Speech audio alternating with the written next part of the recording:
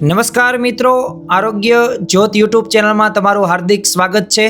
આજે આપણે એક એવા વિષય વિશે વાત કરવી છે કે જેનું ભજન આપણે ઘણા બધા વર્ષોથી સાંભળીએ છીએ અને ભજનના શબ્દો કેવા છે, ચા વિના મને ચેન પડે નહીં, એટલે કે ચા વિના ચેન પડતી નથી।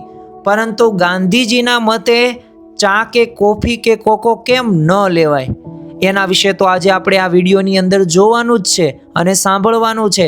પરંતુ સાથે સાથે વૈજ્ઞાનિક દ્રષ્ટિએ પણ ચા અને કોફી અને કોકો કેટલું નુકસાનકારક છે, કેટલું ડેન્જરસ છે એની વાત કરવાની છે। પરંતુ થોડાક પ્રશ્નોથી આપણે શરૂઆત કરીએ કે શું ચા વગર તમારી સવાર શરૂ જ નથી થતી? એક દિવસ ચા ન મળે તો ચીડિયાપણું થાય છે?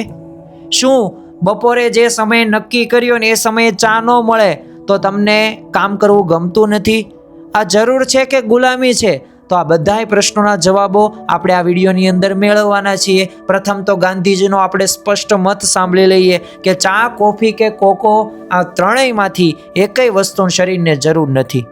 અને પોતાના પુસ્તકની અંદર તેઓ આ જણાવે છે, કારણ કે માનવ શરીર સ્વાભાવિક ખોરાકથી છે ને પૂરતું પોષણ મેળવી લે છે અને એને બીજી પોષણ મેળવવાની જરૂર છે નહીં। પણ એ પૂર્વે આપણે ચાનો મૂળ ઉપયોગ વિશે પણ વાતો કરીએ।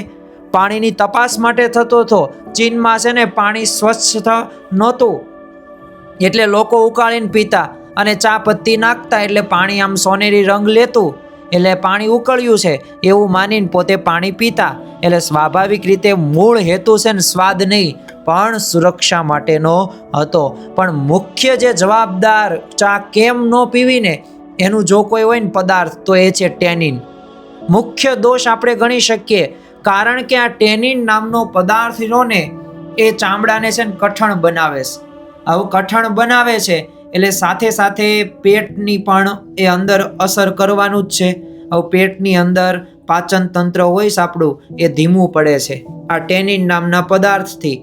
અને પરિણામો પણ આપણે જોયા હશે, અપચો હોય, ગેસ હોય, એસિડિટી હોય, પેટમાં દુખે, માથું દુખે, આ બધાય પ્રકારના પરિણામોથી આપણે વાકેફ છીએ। તો આનું જો કોઈ મુખ્ય કોઈ કારણ હોય ને તો ચા જ છે। એટલે ચા એટલે ન પીવી જોઈએ।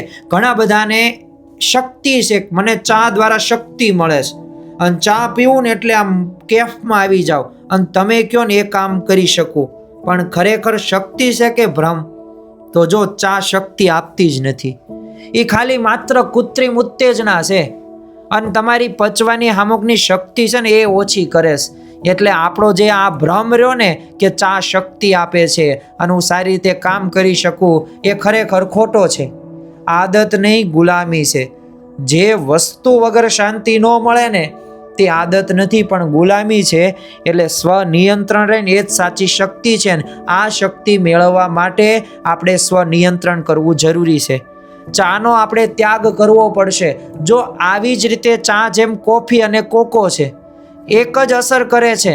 જો એક કહેવત છે કે કફકટન વાયુહરણ ધાતુહીન ને બલક્ષીણ, અર્થાત કે શક્તિ ઘટાડે અને શરીરને નબળું કરે છે।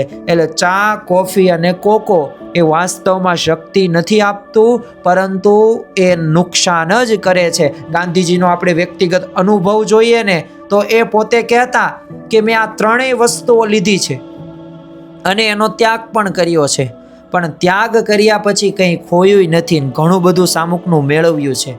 એટલે સાચો સ્વાદ રહ્યો ને એ સાદા ભોજનમાં છે, સાત્વિક ખોરાકમાં છે, આ ગાંધીજીના દ્રષ્ટિએ છે। હવે આની જગ્યાએ ચા, કોફી, કોકોની જગ્યાએ આપણે શું લઈ શકીએ?